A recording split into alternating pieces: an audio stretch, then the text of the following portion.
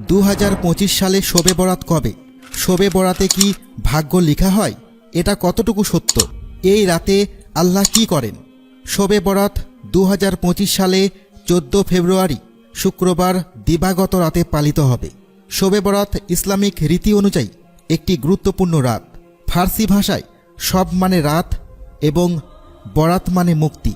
আরবি ভাষায় একে বলা হয় লাইলাতুল বরাত, যা হাদিসে নিফস শাবান বা শাবান মাসের মধ্যরাত হিসেবে উল্লেখ করা হয়েছে।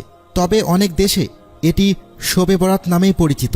পবিত্র হাদিস শরীফে বলা হয়েছে, এই রাতে আল্লাহ তাআলা অসংখ্য বান্দাকে ক্ষমা করে দেন। তবে যারা আল্লাহর সঙ্গে শিরক করে, সুদের কারবার করে, গণক, জাদুকর, কৃপণ, মদ্যপান করে, ব্যভিচারী এবং পিতামাতাকে কষ্ট দেয়, তাদের তিনি ক্ষমা করেন না।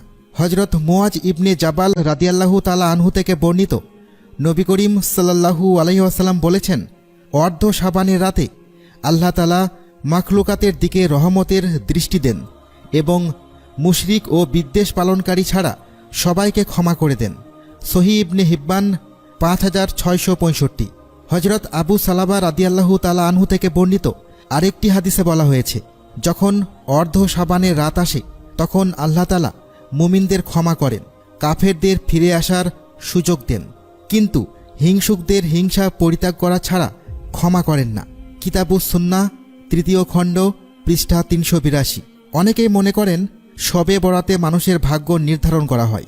তবে কুরআন ও সহিহ হাদিসের কোথাও স্পষ্টভাবে বলা হয়নি যে এই রাতে মানুষের আগামী বছরের ভাগ্য লেখা হয়। বরং কদরের রাতে বা লাইলাতুল কদরে ভাগ্য নির্ধারণের বিষয়ে কুরআনে উল্লেখ রয়েছে। এই রাতে আল্লাহর রহমতে দরজা উন্মুক্ত থাকে, তাই বেশি বেশি ইবাদত, তওবা ও দোয়া করা উচিত। শবে বরাতের গুরুত্ব ও কিছু ফজিলত। হজরত আয়েশা সিদ্দিকা রাদিয়াল্লাহু তাআলা আনহা বলেন, একবার হজরত রাসূলুল্লাহ সাল্লাল্লাহু আলাইহি ওয়াসাল্লাম নামাজে দাঁড়ালেন এবং এত দীর্ঘ সিজদা করলেন যে আমার ধারণা হলো তিনি মৃত্যুবরণ করেছেন। আমি তখন উঠে তার পায়ের বৃদ্ধাঙ্গুলি নাড়া দিলাম। তার বৃদ্ধাঙ্গুলি নড়ল। তিনি সিজদা থেকে উঠলেন এবং নামাজ শেষ করে আমাকে লক্ষ্য করে বললেন, হে আয়েশা, তোমার কি এই আশঙ্কা হয়েছে? আমি উত্তরে বললাম, ইয়া রাসূলুল্লাহ, আপনার দীর্ঘ সিজদা থেকে আমার আশঙ্কা হয়েছিল আপনি মৃত্যুবরণ করেছেন কিনা। তখন নবী করিম সাল্লাল্লাহু আলাইহি ওয়াসাল্লাম বললেন, তুমি কি জানো এটা কোন রাত? আমি বললাম, আল্লাহ ও তার রাসূলই ভালো জানেন। তখন নবী করিম সাল্লাল্লাহু আলাইহি ওয়াসাল্লাম বললেন, এটা হলো অর্ধ শাবানের রাত।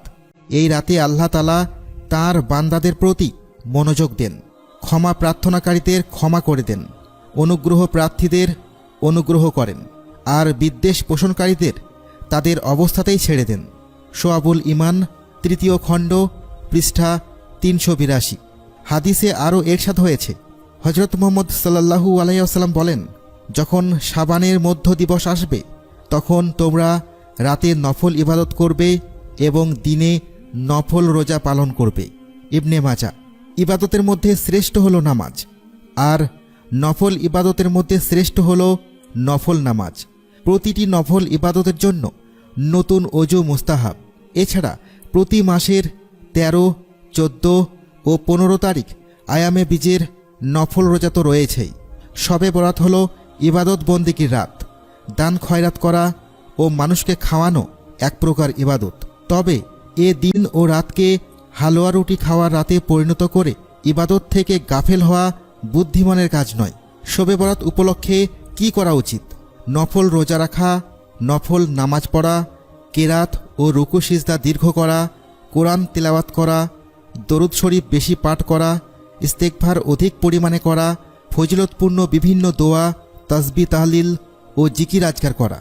সম্ভব হলে কবর জিয়ারত করা, নিজের জন্য, পিতামাতার জন্য, আত্মীয় স্বজন, বন্ধু বান্ধব ও সব মুমিন মুসলমানদের জন্য ক্ষমা প্রার্থনা করা, দেশ ও জাতির কল্যাণ ও সমৃদ্ধি কামনা করা।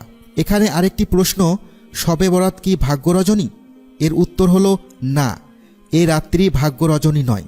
মূলত এই রাত্রিকে ভাগ্য রজনী বলার পেছনে কাজ করেছে সূরা আদ-দুখানের 3 ও 4 নম্বর আয়াত দুটির ভুল ব্যাখ্যা।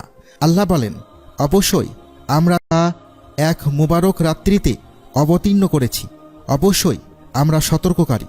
এই রাত্রিতে যাবতীয় প্রজ্ঞাপূর্ণ বিষয় স্থিরকৃত হয়। সূরা দুখান আয়াত 3 থেকে 4।